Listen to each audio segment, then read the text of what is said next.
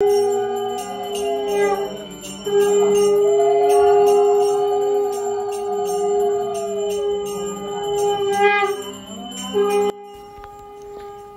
কৃষ্ণ। তো আজকে ভগবানের প্রিয় ভক্তদের গৃহে ভগবানের শ্রীবিগ্রহ অভিষেক মহা অভিষেকের দ্বারা আজকে গৃহ মঙ্গল বা পবিত্র দান হবে বা পবিত্র হবে। তো এর মাধ্যমে ভক্তদের গৃহে পবিত্রতার দ্বারায় ভগবত ভক্তি উন্নত সাধন হবে এবং ভগবানের কৃপা বর্ষিত হবে।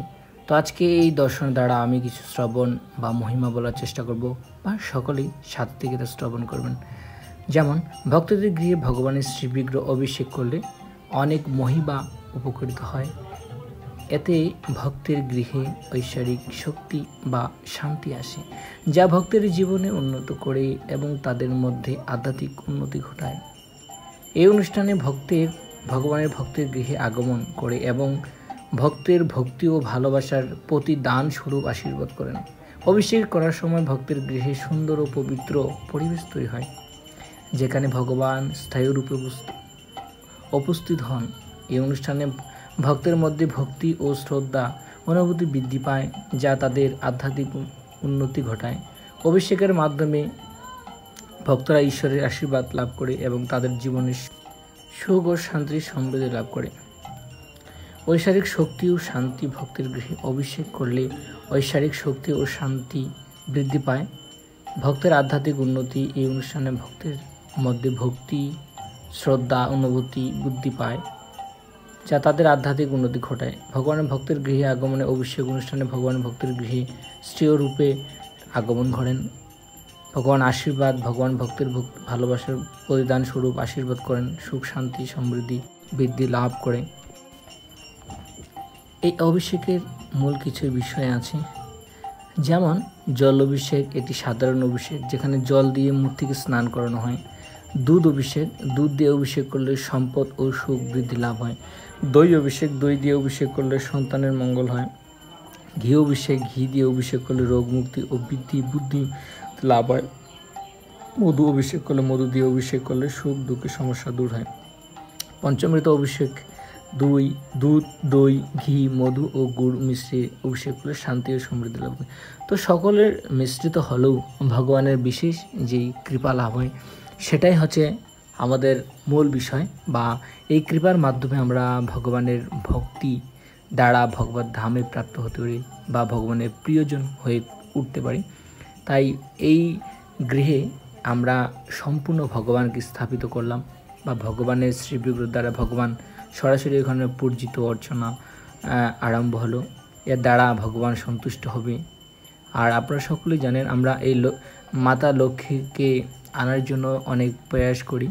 তো যখন আমরা নারায়ণ ভগবানকে শ্রদ্ধা সহকারে আমরা পূজা অর্চনা করব, তখন আপনা থেকেই ভগবানের অর্ধাঙ্গিনী লক্ষ্মী দেবী অটোমেটিক আমাদের গৃহে পরিবর্তন করবেন বা চলে আসবেন। তাই আমাদের আজকে এই সম্পূর্ণ এই ভিডিওর দ্বারা ভগবানের কীভাবে অভিষেক হয় আমি দেখানোর প্রয়াস করেছি। তো আপনারাও চেষ্টা করছেন দেখার জন্য। তো এই দেখার মাধ্যমে যেমন বলা হয়, যারা অভিষেক দর্শন করবে যারা অভিষেক দর্শন করবে আর যারা অভিষেক করাবে, তো আমরা দর্শনের দ্বারাও সেই একই কৃপা লাভ করতে পারি। তার দ্বারা আমরা যখন সবাই অভিষেক করিনি কিন্তু দর্শন করেছি, তো তারা সেম একই ভগবানের কৃপা লাভ করবেন। যেমন এখানে কেউ ভিডিও করেছেন, আমিও করেছি, কেউ অভিষেক করিয়েছেন, কেউ আবার ভগবানের গুণকীর্তন করেছেন। তো কীর্তনের দ্বারা ভগবানের সেবায় যুক্ত আছেন। তো এক একজন এক এক রকম সেবায় যুক্ত থেকে ভগবানের এই অভিষেক দর্শন করছেন। তো এটা হচ্ছে অভিষেকের সমাপ্তি। অভিষেক সমাপ্তির আগে ফলমূল দিয়ে স্নান করানো হয়েছে ভগবানকে। স্নান করার পরে পুষ্প দিয়ে আবার ভগবানকে অফারিং করা হবে, অফারিং করে পুষ্প দিয়ে ভগবানকে অভিষেক করানো হবে। তো এই অভিষেক করার পরে সমাপ্তি ঘোষণার পরে আমাদের বিশেষ যে ভগবানের এত কষ্ট করে স্নান করার অভিষেক করার পরে, তো আমাদের প্রতি পদে পদে একটা করে সিস্টেম আছে অভিষেকের। তো শেষে ভগবানের মহাপ্রসাদ দেওয়া হবে, ভগবানকে প্রসাদ দিয়ে বিশ্রাম দেওয়া হবে।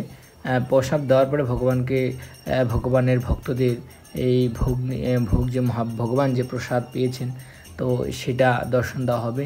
মহাপ্রসাদটা দর্শন দেওয়া হবে। দর্শন দেওয়ার পরে ভগবানকে অর্চনা করে তারপরে বিশ্রাম দেওয়া হবে।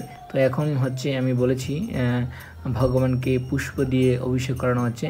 তো এটা হচ্ছে আমরা সকলে জানি পুষ্প অভিষেকে, তো প্রতিটা মন্দিরেই ভগবানকে পুষ্পাভিষেক করা হয়। তো পুষ্পাভিষেক করা হয় মানে কি, সকল ভক্তরা পুষ্প দিয়ে অভিষেক করেন ভগবানকে। ওদিন এত পরিমাণ পুষ্প দেওয়া হয় যে পুরা মন্দির ভরে যায়, সকল ভক্তরা হোলি খেলার মতো পুষ্পর হোলি খেলে।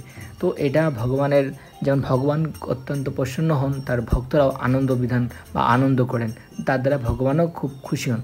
তো এখন পুষ্প অভিষেক দেওয়ার পর ভগবানকে আমরা ভগবানকে ভোগ নিবেদন করা হয়। তো ভোগ নিবেদন করা হয়ে গেছে অলরেডি, তো আমি দেরি করে ফেলেছি, কারণ যখন ভগবানকে নিবেদন করা হয় তখন ভিডিও বা কাউকে অ্যালাউ করা হয় না, কারণ ওখানে ভগবানকে প্রসাদ গ্রহণ করেন ভগবান, তাই এটা কাউকে দর্শন দেওয়া হয় না। তো আড়াল করে ভোগ গ্রহণ করার পরেও তারপরে পর্দা খুলে দিয়ে ভগবানের ভক্তদের মহাপ্রসাদ দর্শন দেয়। মহাপ্রসাদ আমরা দর্শন করেছি, দর্শন করা শেষ। তো এখন ভগবানের যে সিঙ্গার, এখন আমরা ওই সিঙ্গার ভগবানের দর্শন করছি, দর্শন করে ভগবানকে একটু দর্শন করার সুযোগ হয়েছে এখন। তো দর্শন করার পরে ভগবানকে বিশ্রাম দেওয়া হবে, ভগবান বিশ্রামে চলে যাবেন। বিশ্রামে যাওয়ার পরে এখন আর দেখানো হবে না। তো ভগবানের বিশ্রাম পরে আবার যখন উঠবে তখন আবার ভগবানকে আবার পুনরায় দর্শন হবে। তাই এই গৃহে এত সুন্দর ভগবান গৌরীনিতায় ভগবান যেখানে আছেন, গৌরীনিতায় শিলা নারায়ণ শিলা, তো এটা অপূর্ব। তো সাথে থাকুন পরবর্তী ভিডিওর জন্য। হরে কৃষ্ণ।